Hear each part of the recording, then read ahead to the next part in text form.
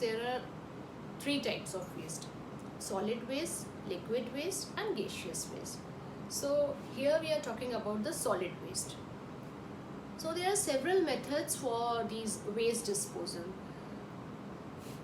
First method is open dumping. What happens in open dumping?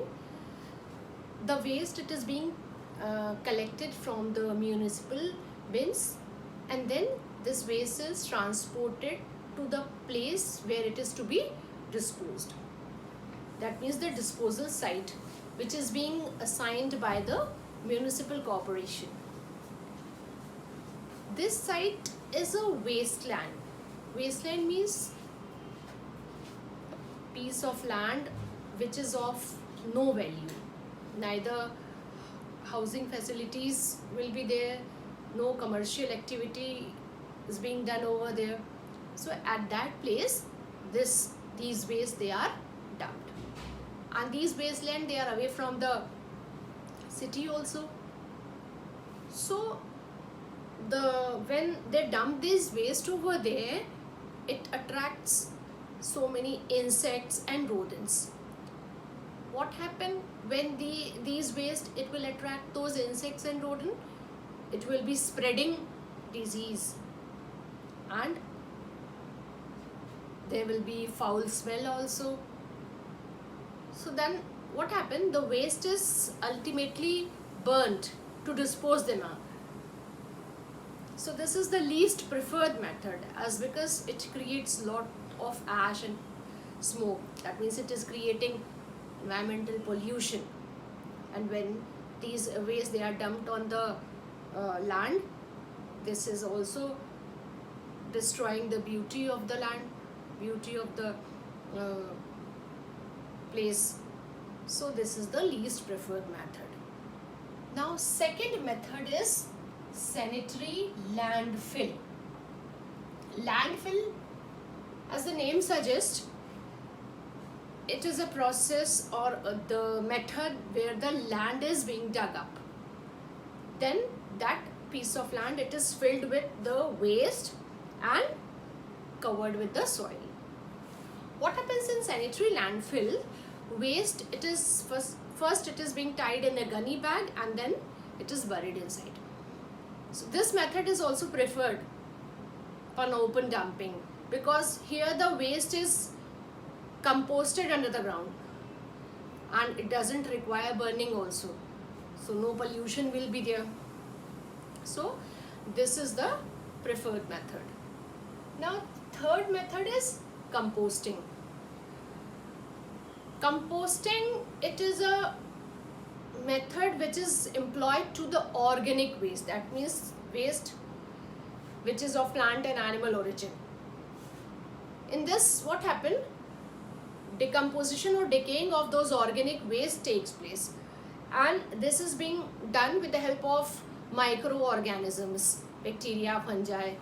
What happens in this? The waste, it is covered into useful material, and then it can be used into manure, which is helpful in the field also.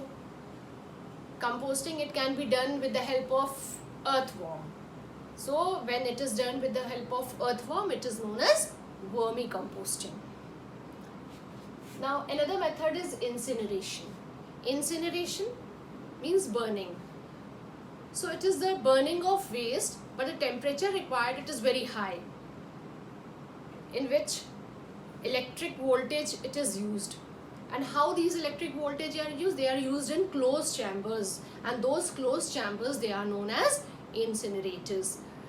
This is also a suitable method for non-degradable types of waste, poisonous waste, which comes from industries and biomedical waste, that hospitals and all. But there is also a disadvantage in this method. It releases lot of ash and harmful gases, because when burning process will be there will be lot of smoke, which is also creating pollution to the environment.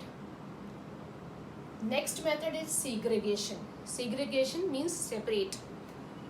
So separation, here separation will be according to some category.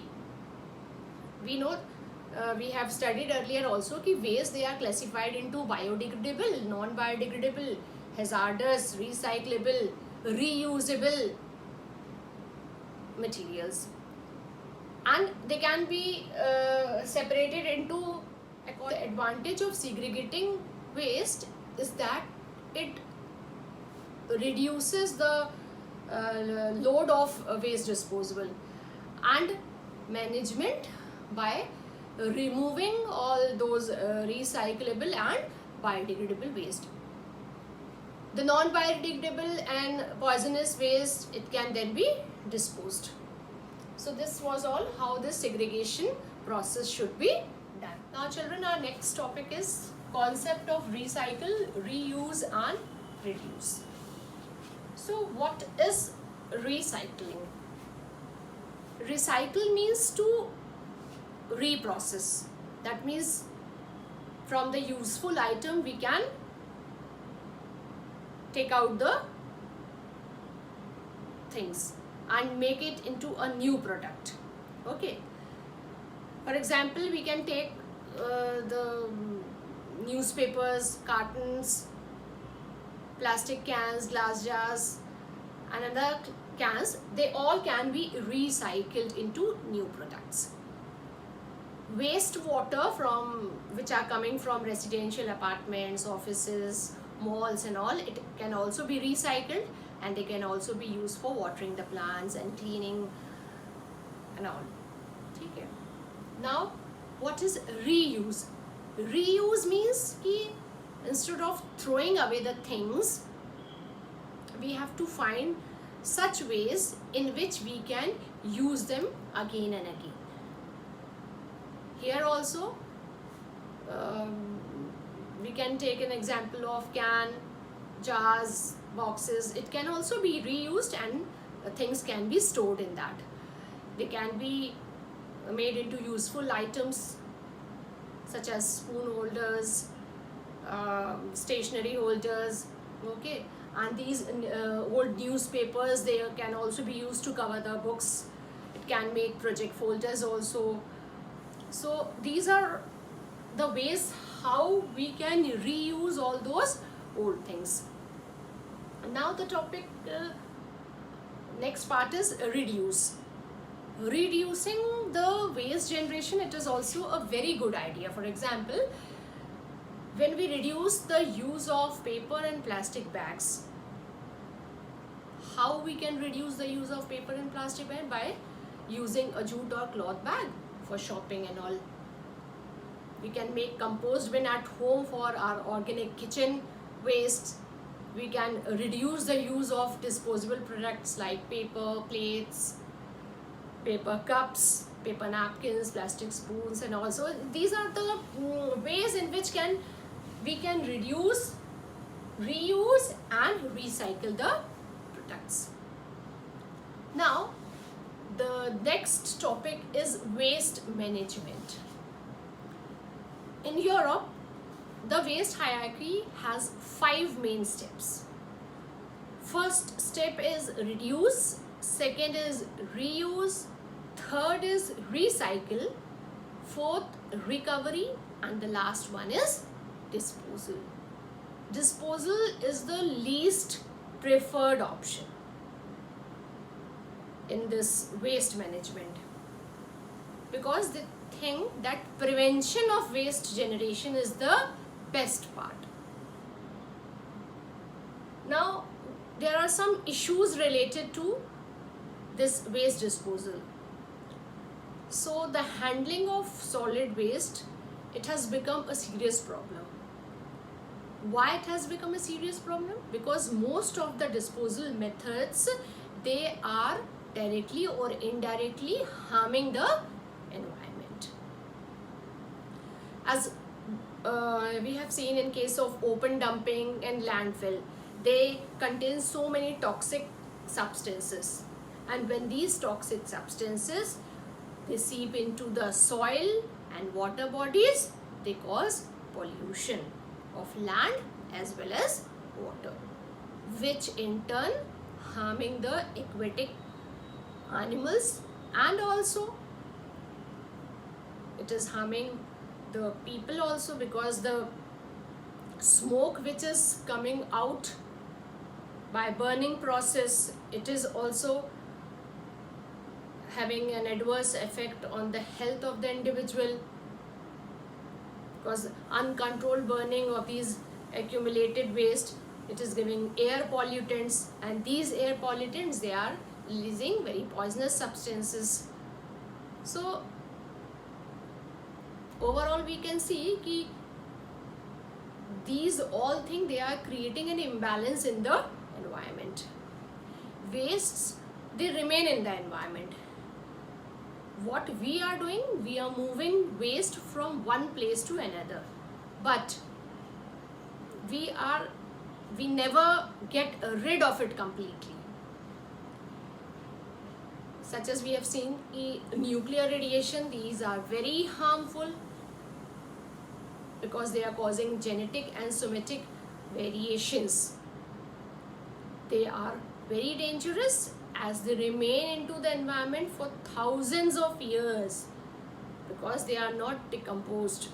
They are not decomposing easily. So it is very necessary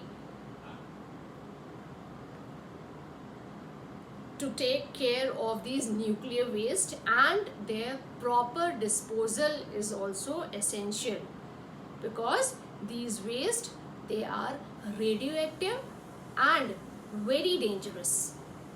They should be rendered harmless. They should be stored in deep layers of the earth where their gradually decay can take place. Unused uranium and plutonium, it can be recovered and recycled as fresh fuel, which is known as reprocessing of spent fuel. So these are all the issues which are related to waste. Now the next part is Basel Convention. Basel Convention on the control of transboundary movements of hazardous waste and their disposal was adopted on 22nd March 1989 by the Conference of Plenipotentiaries in Basel, Switzerland. So the main objective of this Basel Convention is to protect the human health and environment against these hazardous effect or adverse effect of these waste. So when environment will be protected, but natural health of the human will be protected. It also define the different categories of waste as hazardous waste based on their origin, based on the composition and other characteristics. Okay. Now there are some aims and provisions of this convention. First is the reduction of hazardous waste generation. That means whatever waste we are producing, it should be reduced. And the promotion of environmentally sound management of hazardous waste wherever the place of disposal. Second point is the restriction of transboundary movement of hazardous waste except where it is perceived to be in accordance with the principle. Third is the regulatory system should be applied to the cases where these transboundary movement are permissible. So these are all about the aims of Basel Convention. So children, your chapter is now completed. Go through the question answers, learn the definitions and write in your environment register. Thank you so much.